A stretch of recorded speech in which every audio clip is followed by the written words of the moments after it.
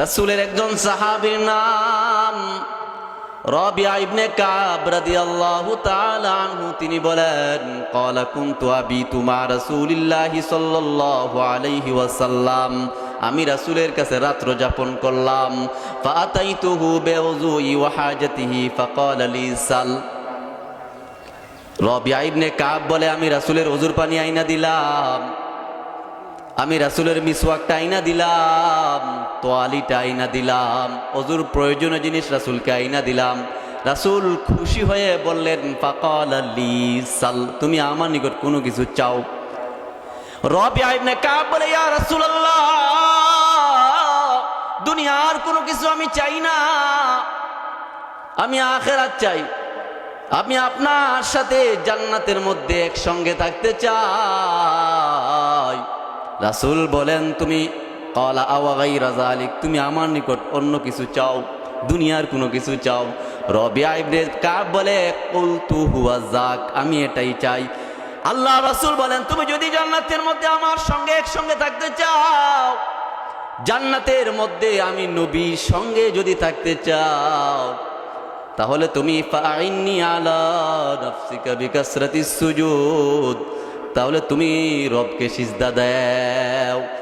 এই হাদিস থেকে জানলাম যে বা যাহারা নামাজ বেশি পড়ে সে নবীজির সঙ্গে জান্নাতের মধ্যে থাকবে। যারা নামাজ পড়ে না তারা কার সঙ্গে থাকবে? যারা শয়তানের অনুসরণ করে, শয়তানের অনুসরণ করে করে নিজের জিন্দেগিকে গঠন করে, তারা জাহান্নামের মধ্যে শয়তানের সঙ্গে থাকবে। আজান দিলে যারা নামাজের মধ্যে আসে না, যেই যুবক ভাইয়েরা আজান দিলে নামাজে আসে না, যে যুবক ভাইয়েরা ভালো কাজের দিকে আসে না, তারা মৃত্যুর পর তারা জাহান্নামের মধ্যে শয়তানের সঙ্গে থাকবে। কারণ আল্লাহর বিধান, আল্লাহর হুকুম, নামাজ, কালাম, রোজা, আল্লাহ তাআলার বিধিবিধানগুলো না মানার কারণে, শয়তানের অনুসরণ করার কারণে সে জাহান্নামের মধ্যে শয়তানের সঙ্গে তার ঠিকানা হবে। এখন আসেন, নামাজ পড়ে নিলে আল্লাহ তাআলা বিশেষ মেহমানদারি করবেন। আল্লাহ রাসূল বলেন, মান গাদা ইলাল মসজিদি ওয়া রাহা আ'আদ্দাল্লাহু লাহু নুজুলাহু মিনাল জান্নাতি কুল্লামা গাদা আও রাহা। এই হাদিসের মধ্যে আল্লাহ রাসূল বলেন, যে ব্যক্তি সকাল সন্ধ্যা মসজিদের মধ্যে যায়, যে ব্যক্তি সকাল সন্ধ্যা লাইট জ্বালায়া অন্ধকারের মধ্যে হেঁটে হেঁটে মসজিদের মধ্যে যায়, গিয়ে আল্লাহকে সিজদা দেয়, আল্লাহর রাসূল বলেন, জান্নাতের মধ্যে আল্লাহ তাআলা বিশেষ মেহমানদারির ব্যবস্থা করে রেখেছেন। মান গাদা ইলাল মসজিদি ওয়া রাহা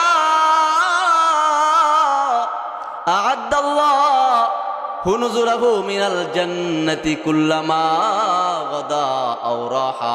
শুধুমাত্র সকাল সন্ধ্যা দ্বারা উদ্দেশ্য হলো 5 ওয়াক্ত নামাজ যারা মসজিদের মধ্যে গিয়া পড়ে, আল্লাহর রাসূল বলেন, তাদের জন্য জান্নাতের মধ্যে বিশেষ মেহমানদারির ব্যবস্থা করে গেছেন। আল্লাহ তাআলা যদি হয় মেজবান আর আমরা যদি হই মেহমান, আল্লাহ যত বড় তার মেহমানদারি হবে তত বড়।